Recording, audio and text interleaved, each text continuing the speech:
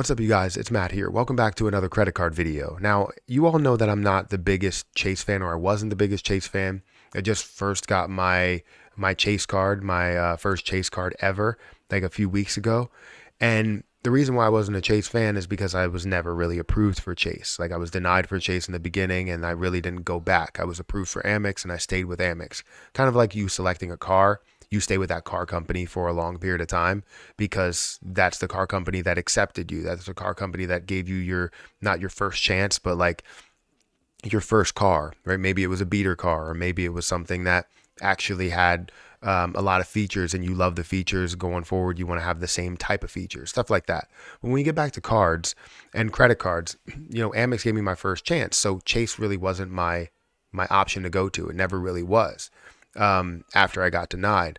So now I officially went back, and I want to talk about some Chase cards that maybe people would have a decent amount of benefits from.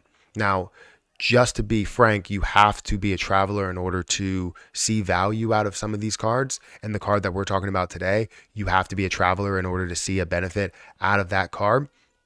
But the card we're talking about today is the Chase Sapphire Reserve card. So this is like kind of that ultimate upper tier card in the Chase realm that you need to have in order to travel and save when you're traveling and get a lot of money back in that realm, in that space. So guys, if you could, make sure you hit the like button, hit that subscribe button, hit the notification bell for more of these videos.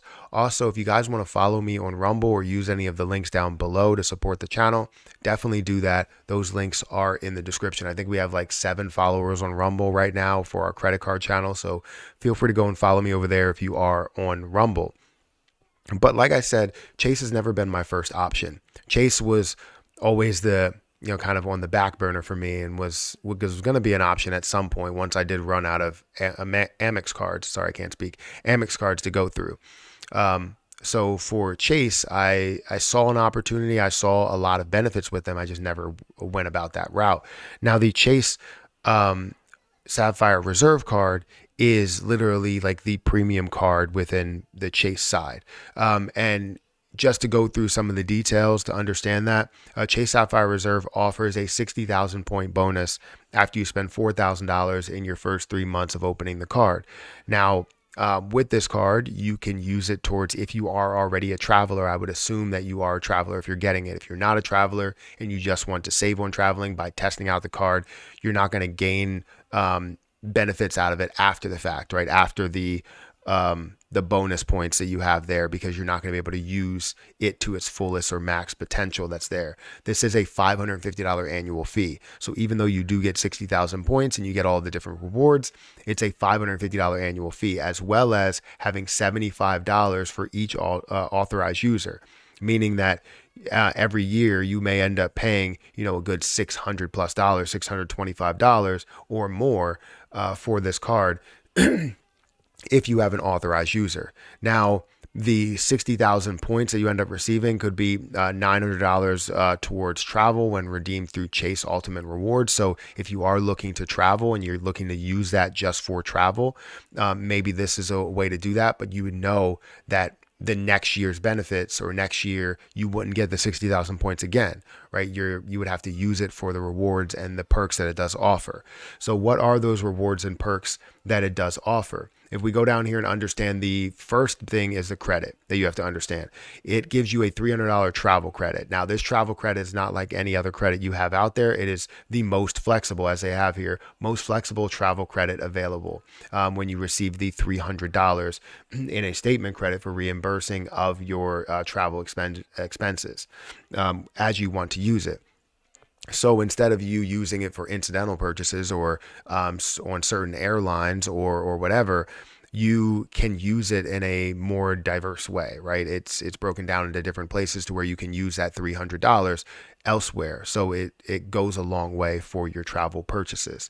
Now, other benefits that it does offer, you look at a 10x category, the 10x category that you have, 10x points on hotels and car rentals purchased through Chase. So if you're purchasing that through Chase, you're going to have that 10x rewards there with the Chase Sapphire Reserve card. You're also going to get 2% or sorry 3% on various places. So you'll get 3% on travel, so 3x points on travel. Other travels are the first $300 is spent on the travel purchases annually. So you'll have that $300 credit that goes to it that pushes towards the travel purchases and travel benefits.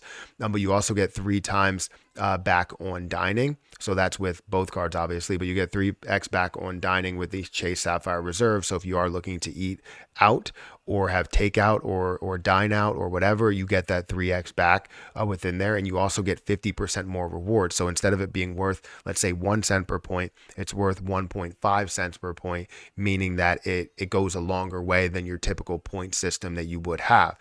Also airport lounge access, you get global entry, TSA pre-check, or Nexus free credit. You also have that, again, the annual fee is $550. So it's offering you quite a bit. Now you can go into the additional benefits and protections and everything that's with it.